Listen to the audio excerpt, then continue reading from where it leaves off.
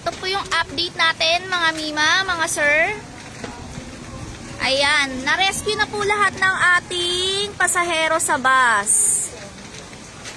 Lahat po sila is ligtas na. Ayan na po, mas lalong lumalim yung baha dito sa Araneta Avenue. Ayan na po, kung makikita nyo po kanina sa live ko, kalahati pa lang po ng bus ang napapasukan ng tubig. So hanggang upuan pa lang po yun. So ngayon, medyo tumaas na po siya. Ayan po. Zoom na po yan ah. Hindi lang natin masyadong makita kasi may wire dun eh.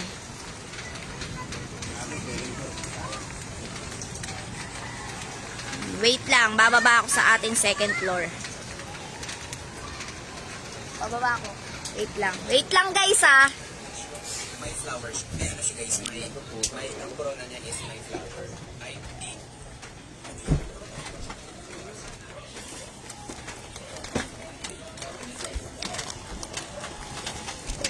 Wait lang guys, sumakit ako sa bubong.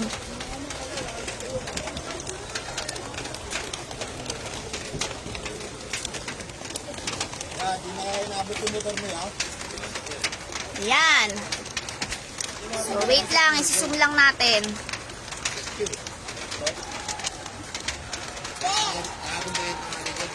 Ayan, ganyan na po siya, di ba? Kung makikita nyo po, sobrang lalim na po ng tubig dito sa Araneta Avenue. Ayan, may tao pa sa ano? May tao pa sa bubong ng bus. Sitting pretty pa siya doon. Sitting pretty pa siya doon sa ibabaw ng bus. Nakahiga pa siya sa bus. Sa ibabaw.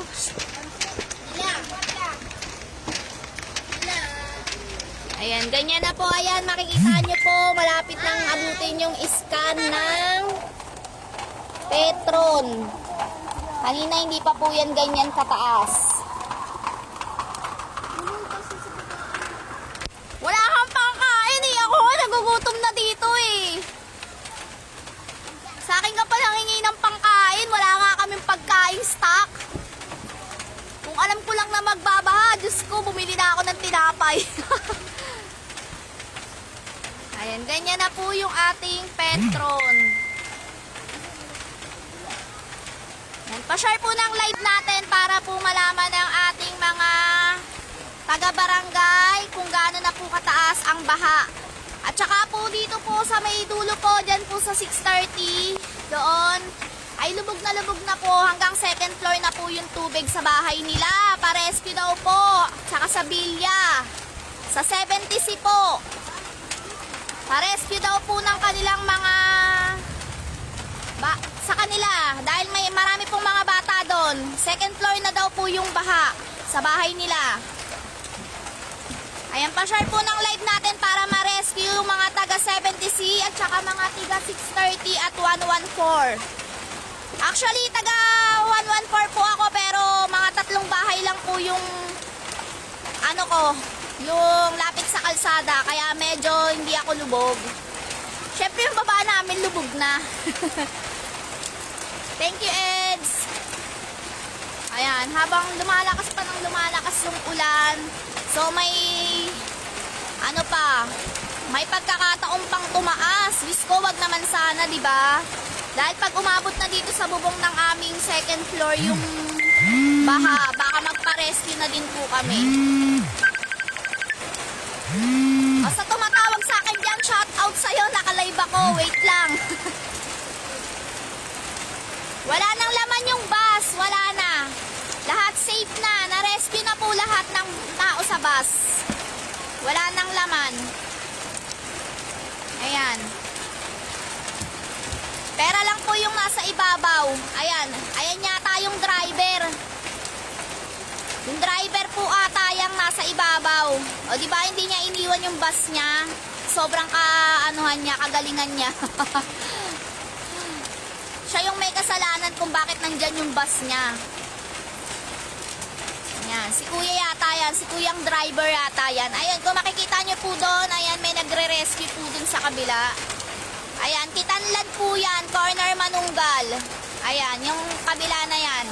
Kitanlad Street, corner Manunggal, yung nagre-rescue dyan sa kabila, yung may bangka.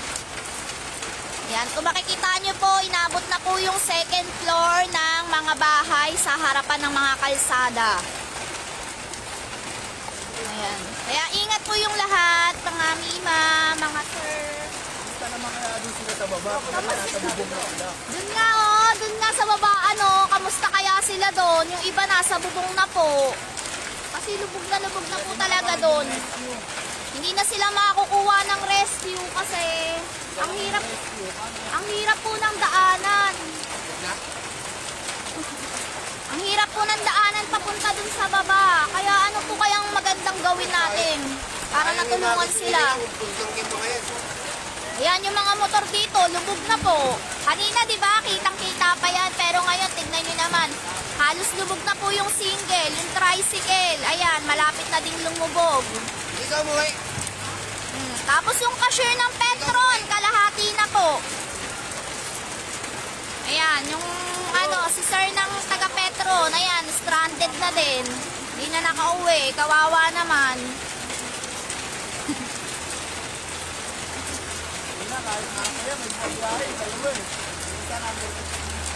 Wow, 42. Oo, be, kanina nga umabot ng 1K, pero yung live ko kanina, sarap magtinda pag ganun, no?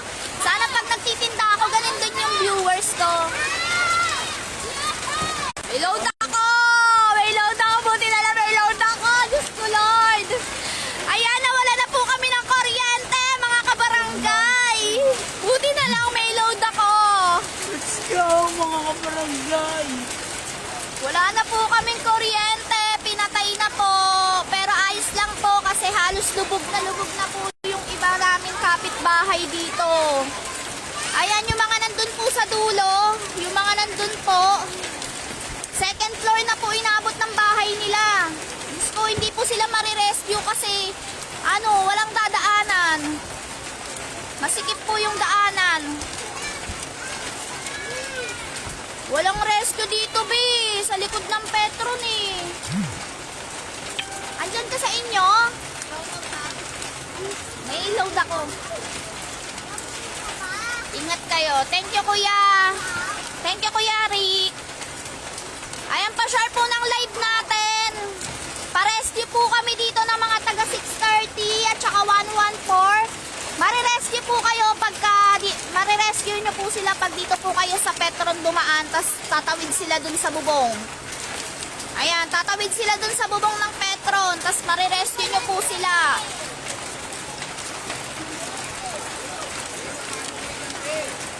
Konti na lang, aabot na sa third floor. Uy! Grabe ang taas, be. Asan ka, Jonaline?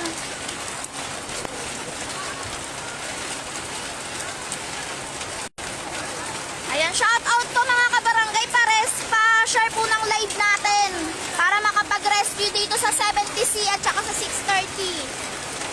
Onti na lang daw po, abot na sa third floor nila yung tubig. Yung mga magre-rescue po, dito po kayo sa Petron. Dito, Petron. Tapos ayan, tatawid sila doon. Excuse po, tatawid sila doon sa bubong ng Petron. Ayan. Para po makuha niyo yung mga tao. May mga bata pa naman dyan. Tapos mga baby. May bagong panganak pa.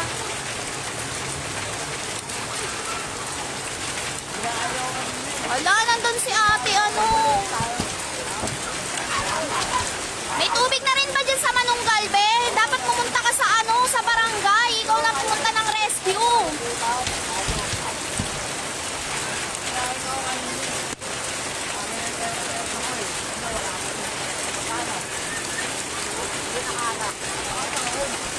Ayan, te. Second floor na yung kanila, ate, yung bahay nyo doon sa tawid. Ayan, yung kulay blue.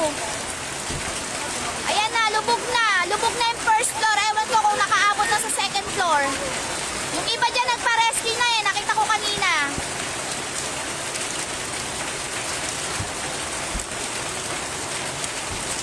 Mga bata, Jacqueline. Nasa taas, kuya. Don't worry, Kuya Rick. Nasa fourth floor kami. Charot ang yabang eh, no? Hindi, nasa fourth floor, pero pag umabot dito yung tubig, baka magpa-rescue na rin kami. Wag naman sanang umabot. Diyos ko. Wala na po kaming kuryente. Ayan, ang dilim pa po, tapos ang lakas-lakas pa ng ulan. Tama na, Lord. Patawarin niyo na po sila sa mga kasalanan. Isama niyo na rin po ako. Nais ko lamang pong magtinda.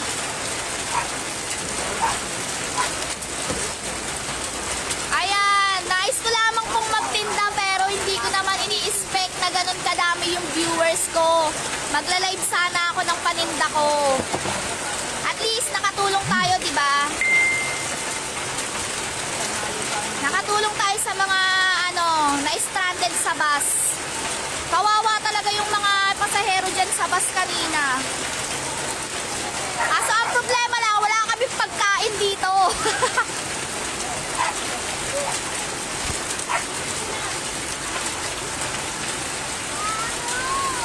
Yes, may tao po kanina sa bus, pero wala na po ngayon.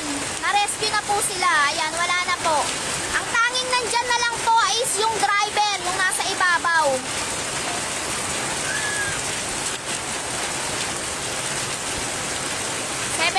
Viewers na. Kanina nga Kuya Rit umabot ng 1.1k viewers. Di ko in-expect na ganun kadami yung magiging viewers ko. Rescue mo. Ayun po yung mga rescue sa tawid oh. Nakikita niyo po yan. Ayan po. Ayan po yung mga rescue.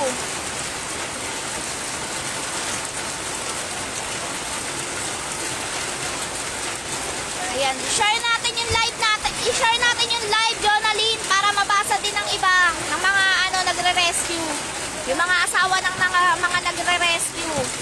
Kawawa naman si ate sa baba. Si ate Perla.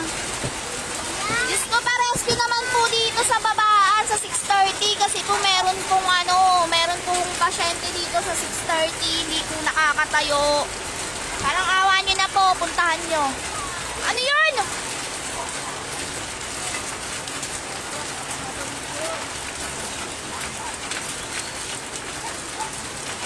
Sige po, marami pong salamat, sir. Sino ba yun? Sir Miko Balisi. Thank you so much po. Ayan, kailangan po talaga nila ng tulong kasi po lubog na po sila dun sa baba. Hindi ko po masyadong masumi kasi mapuno po kasi. Ayan o. Hindi ko po tsaka mababasa yung cellphone ko. Umuulan kasi. Ayan. Ayan kung makikita nyo po. Ayan, lubog na po sila doon. Lalo na po doon sa dulo. Sobrang lubog na po yung mga bahay doon. Dahil yung mga iba doon wala pong mga taas. Wala pong taas yung ibang bahay doon.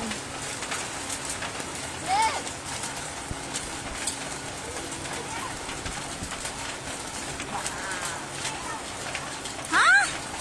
Bakit nag-iisa lang siya doon? Sabihin mo, pag may pumunta ditong rescue, lumabas na rin siya.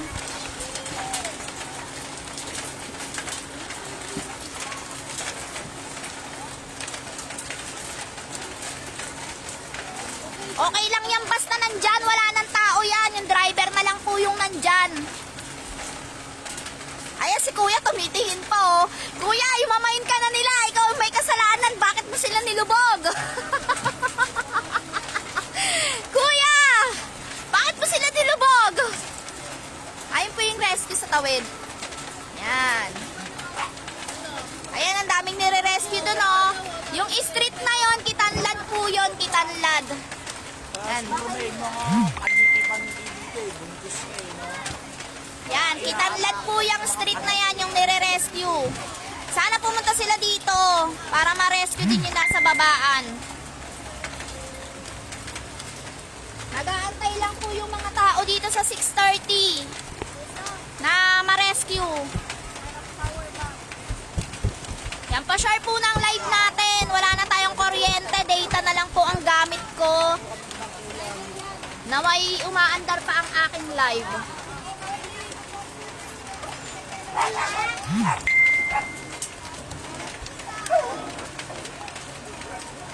Yan, ingat po ang lahat. Si Manong driver, oh. Hindi niya iniwan ang kanyang bus. Coco! Hoy! Ano ba yan?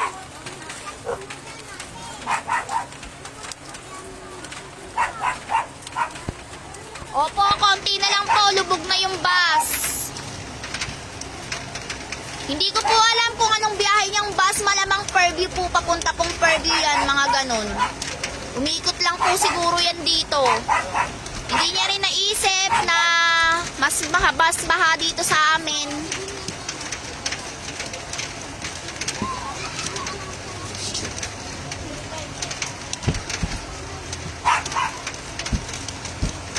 Alis ka na para di na tumaas ang baha. Mataas na po yung baha. Yes, yung tao po sa sa bus na rescue na po lahat. Ayan, oh, kita niyo po yan. Malapit na. Unti na lang lulubog na siya. Oh, ayan na yung tubig. Oh. Ayan. Ayan yung harapan ng bus. Ah, pa-Fairview nga siya. Ayan, oh, Fairview EDSA. Ang biyahe na itong bus.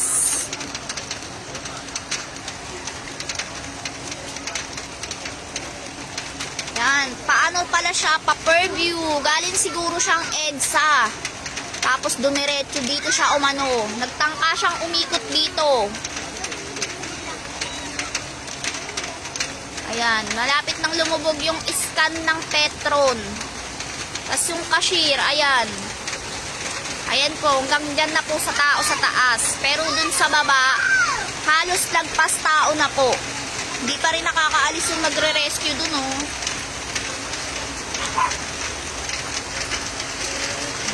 Hindi pa rin nakakaalis yung nagre-rescue doon. Siguro ang daming kinukuha. O malag na yung aking cellphone dahil wala nang load. Wala, ayaw siguro umalis ni kuyang driver kasi kung aalis siya kanina, sumama na siya dun sa sa nagre-rescue. Sabayin mo nga yung aso. Kaso ayaw niya yatang iwan yung bus niya.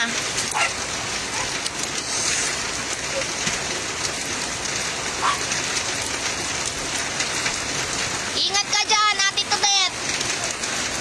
Ingat kayo dyan. Ayan na, papashare natin yung live para ma-rescue kayo dyan sa babaan. Dyan sa 6:30. Kawawa naman po yung mga nasa 6:30. I-ano nyo po, i-rescue nyo po. Kasi may mga baby pa po doon. Tapos meron pong mga may mga pasyente din po doon. Meron po kaming doon. Meron po kaming kapitbahay na hindi na po nakakatayo. Kalalabas lang po niya ng ospital. So sana po ma-rescue po sila.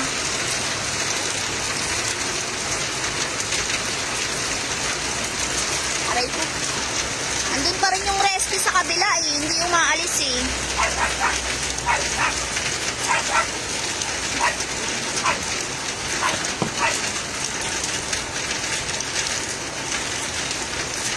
Ayan.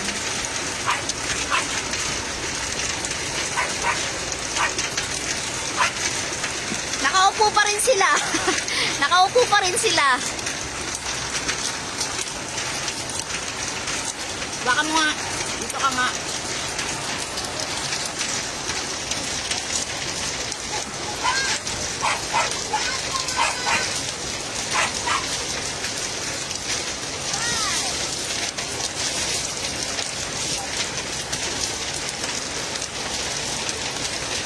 Oy, Gleb, sinare mo ba yung live ko? Gleb, sinare mo ba yung live ko?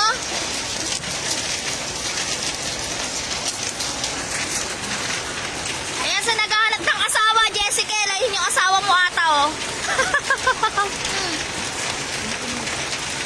Hindi ko na nakikita yung mga comment at saka yung viewers. Hindi na siya mahina na ata yung signal ko. Kasi data na lang yung gamit ko.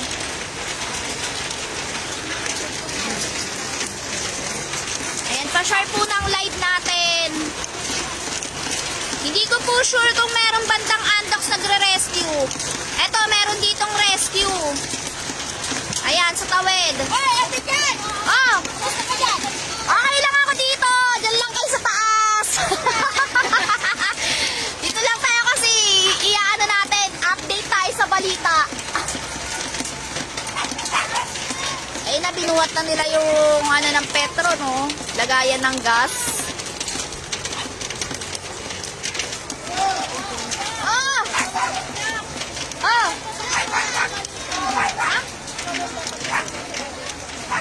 Ano na? Bakit? Andiyan nga pala ate, ate Jessa. May nanonood pa ba? Uy, hindi ko na nakikita eh. Wala na yata akong data. So, ayun lang po ang kasalukuyang update natin. Huwag na sila Lola Helen, ma. Mamaya po ulit. Ayan, sa mga kamag-anak ko dyan sa Tawid, shout out sa inyo. Kamusta kayo dyan? Kaya mahina na po yung data ko. So, mamaya na lang po ako mag-update. Maraming salamat po. Please po, pa-rescue po dito sa 630, sa Babaan at sa 70C. Maraming salamat po.